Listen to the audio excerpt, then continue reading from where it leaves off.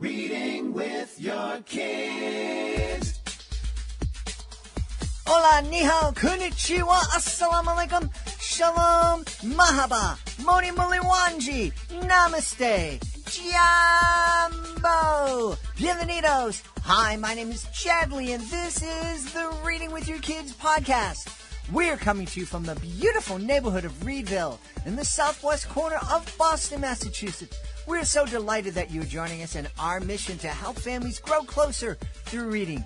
Please be sure to subscribe to the show in the iHeartRadio app, on Apple Podcasts, Amazon Music, Spotify, wherever you find your podcasts. We have two great guests for you today. Kellie Sanchez will be here to celebrate Skipper, Friend or Foe. And a little bit later on, Dr. Stephen Hall will be telling us about his online Strong Foundations class for parents.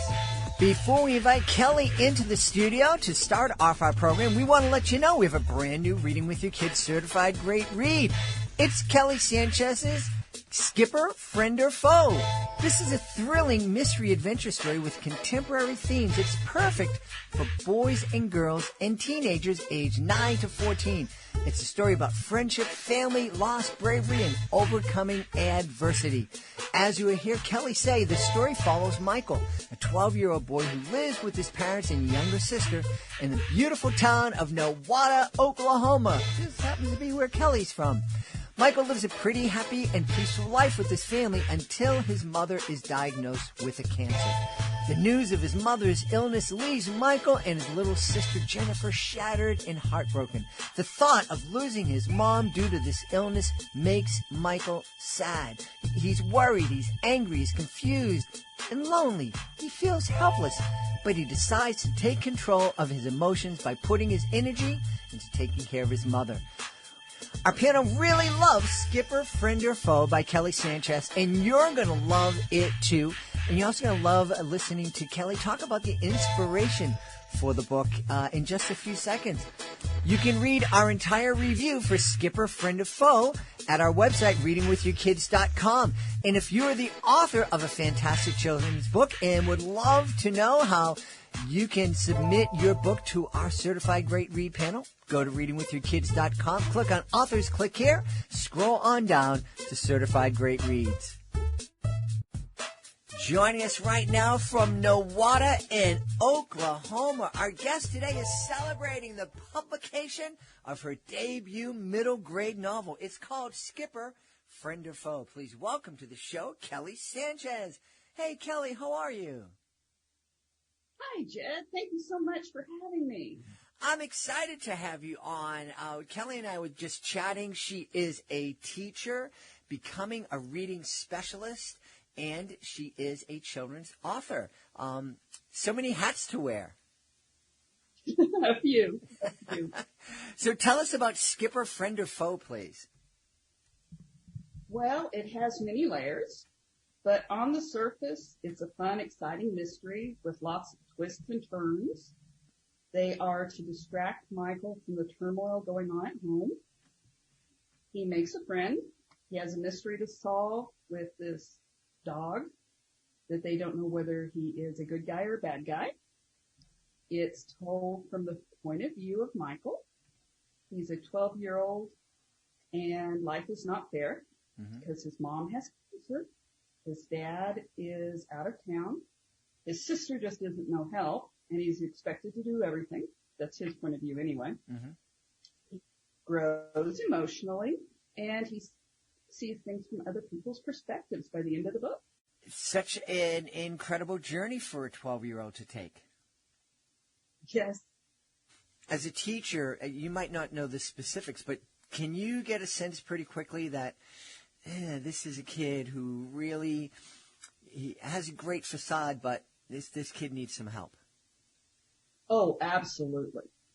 My room, I'm a high school teacher, so many times they will come to me with some of their issues, and I feel real good about that because I feel like they feel like that's a safe place.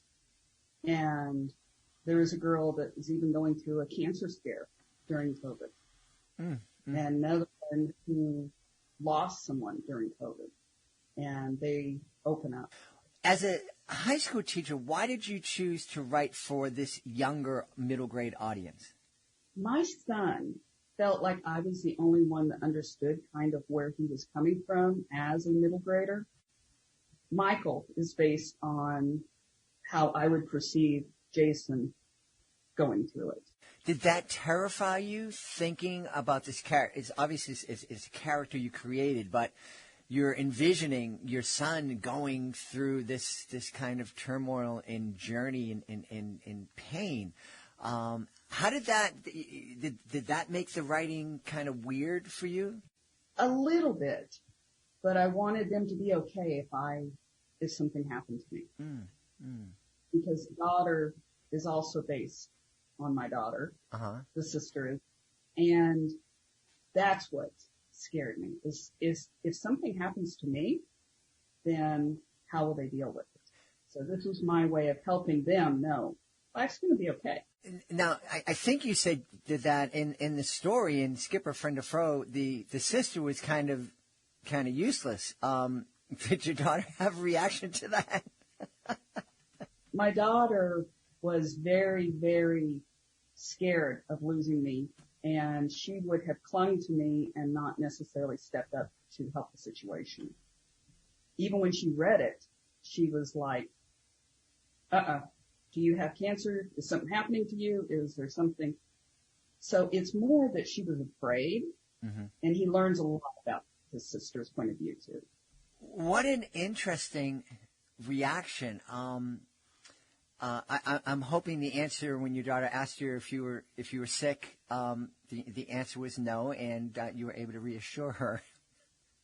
Absolutely, yes, I am. Yes, she didn't believe me there for a while. But okay, because that would be a pretty elaborate way to kind of make that kind of announcement. Kids, I got something to tell you, but read the book first. Right. Well, we're really happy that you're healthy and that you didn't write the book for that reason. You're mentioning that you're becoming a reading specialist. Talk to us, please, a little bit about. We've talked a lot to authors and about the importance of reading with our kids. And everybody understands how important it is to read with our young kids and help them develop the reading skills and the vocabulary. And people get it. Yeah, well, they can read independently, but if I'm reading to them, I can read on a higher level when they're in first and second grade, and I still love it, and they still love it. But how can we best help our teenagers as they're growing? What value is it? How valuable is it for us to be involved in their reading life as they're in high school? And what are the best ways for us to support that? Oh, that's a very good question, because right now in high school, we have so many teens who don't like to read, don't want to read, aren't at level. Even before they hit high school, they need to be reading. They need to be reading, not just the parents reading to them, because some of them are getting lazy. Some of them think that it should all be easy, that they shouldn't have to take the time. They're losing their critical thinking skills. So that's what I'm ready to try to put back in. And where do you think, is it that kids are no longer finding reading fun as they're getting more and more reading assignments, so it's like, I'm not reading for joy anymore, I gotta read this thing, and I'm not really interested in it? Is it a developmental kind of thing? Is it because they're teenagers and they're miserable anyways? A little bit of all that, plus the instant gratification. They want things to be very quick. They don't want to have to do it. And I don't know where it starts, but it starts way before high school. At least out here it does. I'm going to presume it's across country. Many that hit high school cannot read at a fourth grade level. You know, we've heard, we recently had Alva Sachs on, who is a children's author, and she's also the president of Reading is Fundamental Southern California. And she shared a terrifying statistic that 3 out of 4 kids in fourth grade are not able to read at the fourth grade reading level. And you're kind of reinforcing that. And this is horrifying to me that this is happening. I know that there have always been kids who get to high school, who get to college, especially athletes who aren't able to read. We had Malcolm Mitchell on the show, who Super Bowl champion, who told us that, you know, he was probably reading at a second grade level when he was in college, and that terrified him, and he trained himself to read children's books in college, which is a testament to him. But why is this happening? We're living. We're not talking about kids who are growing up in an underdeveloped country where they don't have access to libraries and books and education. This is the United States of America, where every kid has access to a school and to hopefully a school library, but a public library. Where are we failing our kids? I think it's at home. Now, maybe I'm in the classrooms, but it's not valued on the same level. It's not pushed on the same level. Other things are more important. I've had parents who athletics are more important than grades, are more important than them turning in assignments. They come into high school and don't think they should have homework, ever. So I don't know exactly where it starts, but I know we're not as connected with it as we used to be. Mm-hmm. There's too much computer time, too much social media, too much instant gratification. Well, now that Skipper, Friend or Foe is out there and kids are reading it and families are reading it, have you caught the writer's bug? Is this something that you love and are going to pursue? Oh, yes. I love writing.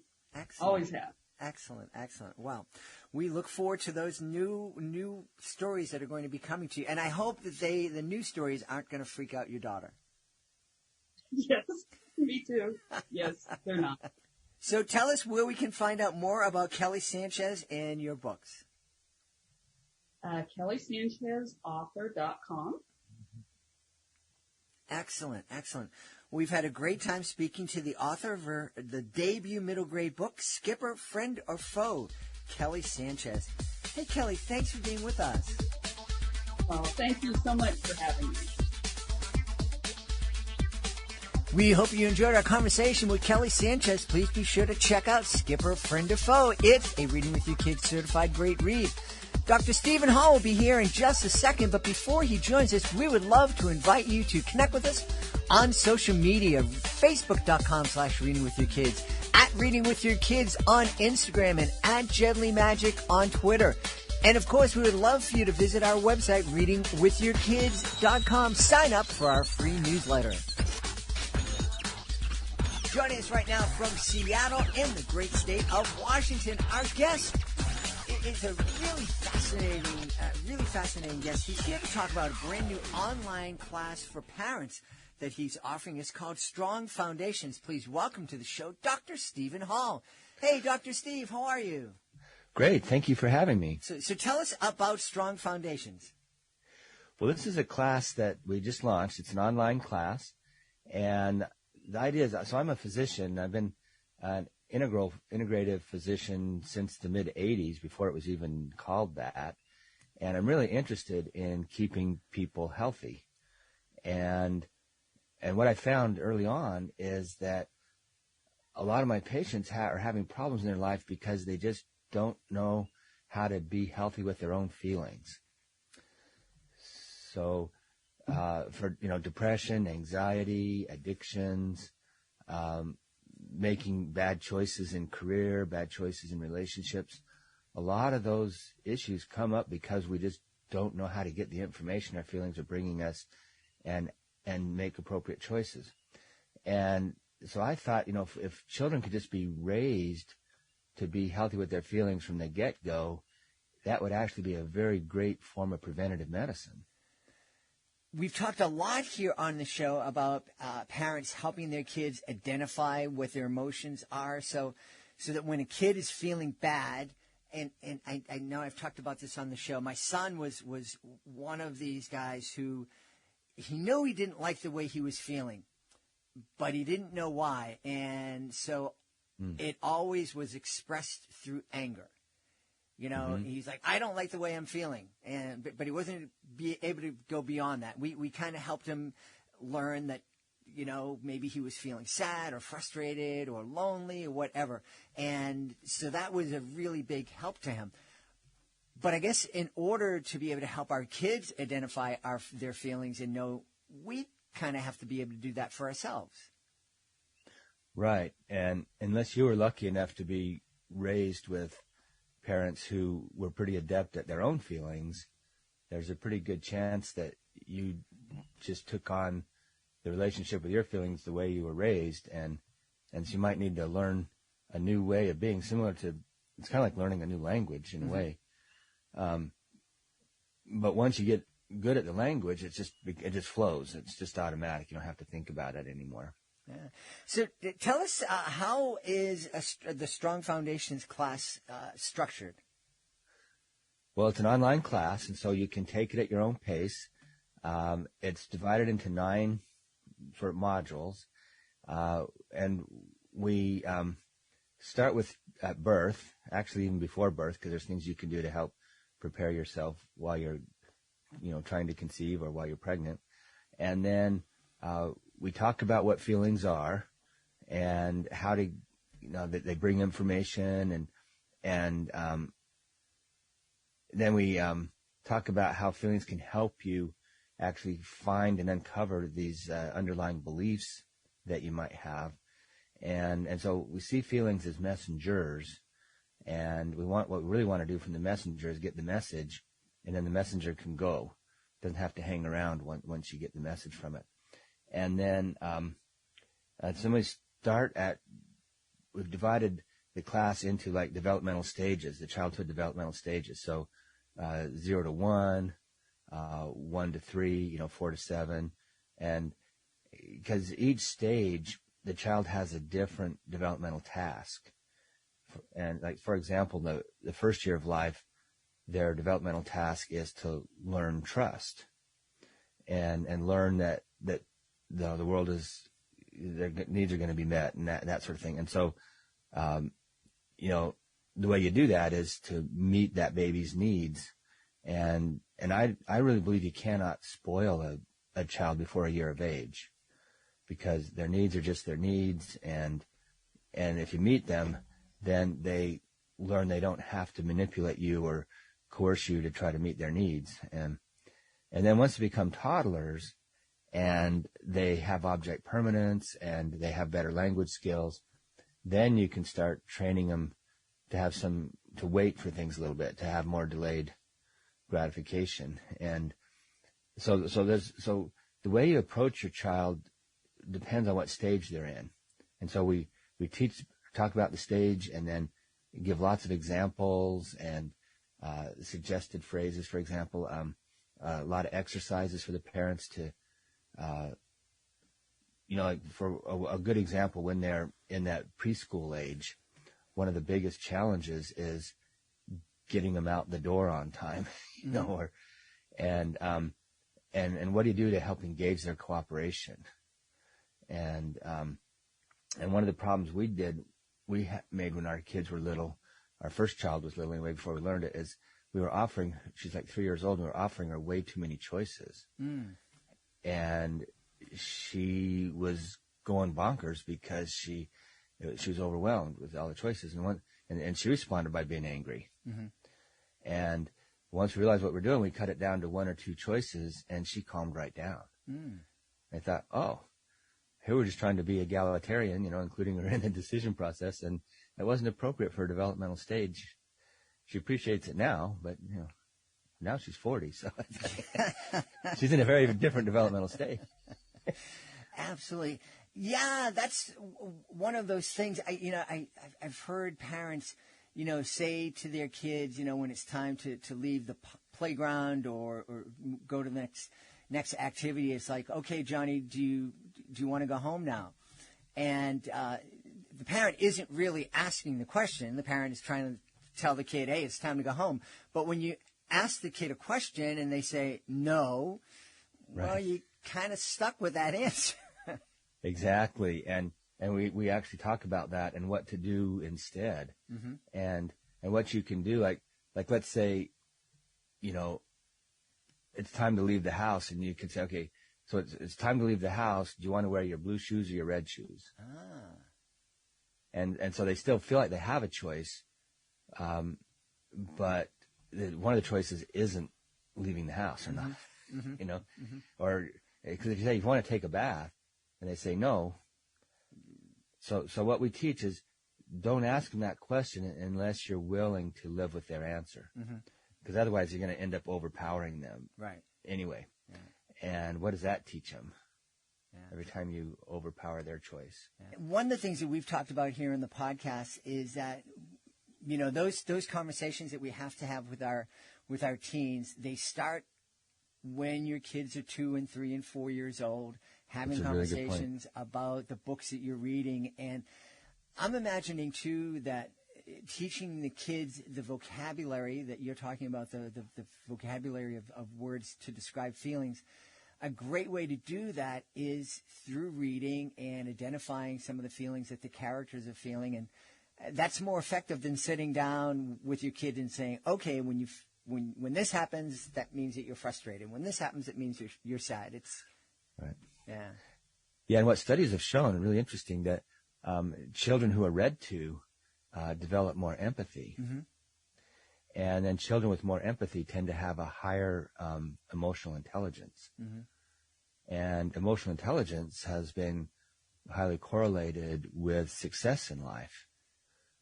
And in fact, a number of business consultants I know are now recommending to their clients that they screen new hires for emotional intelligence, because they found that, like work groups, for example, if they're made up of people with high emotional intelligence, those groups are a lot more productive. They work better. They're more creative. And then they even recommend that once you hire them, you keep training their emotional intelligence, because your emotional intelligence can grow and develop. There's not a lot of proof that your IQ can grow and develop. You seem to be born with your IQ, but a lot of these other intelligences, like musical intelligence and math intelligence and kinesthetic intelligence, a lot of those get better with practice. And so does emotional intelligence. Yeah. Well, I know people are going to want to know where they can find out more about your Strong Foundations course. Where can folks go? It's on a website. It's called www.the7tools.com. Mm-hmm. And it's just called Strong Foundations. And like I said, once you order it, you have lifetime access to the content. And you have access to, there's a forum if people want to ask questions or get in discussions with other parents and that sort of thing. So it's, like I said, my hope is that it gives you all the at least the basics you need to really start to show your children how to be healthy with their feelings, and which means they're going to get the information that their feelings are bringing them, which means they're going to get the information their life is bringing them. Yeah, so important. Well, we've had a great time learning about the Strong Foundations online class for parents from our guest, Dr. Stephen Hall. Hey, Dr. Steve, thanks for being with us. Oh, you're very welcome. Thanks for what you're doing to help make the world a better place. Please be sure to join us for the next episode of the Reading with Your Kids podcast. Our guest will be author and master puppeteer J. Randall McGee. We have a fantastic time talking to Randall about his children's books and also about puppetry. And what a joy it is to be able to perform for kids. That's the next episode of the podcast. I want to thank the folks who made today's show so wonderful. Of course, we want to start by thanking our guest, Kellie Sanchez. Be sure to check out her Certified Great Read, Skipper, Friend or Foe. Beautiful middle grade novel. We also want to thank Dr. Stephen Hall. Please check out his online class for parents called Strong Foundations. I want to thank my team, Alejandro Doherty, Fatima Khan. I want to thank my beautiful wife for all the support she gives me. Most of all, we all want to thank you. Thank you so much for taking the time to join us today. And as always, thank you so very much for taking the time to make the world a better place by reading with your kids. I'll be looking for you in the next edition of the Reading with Your Kids podcast.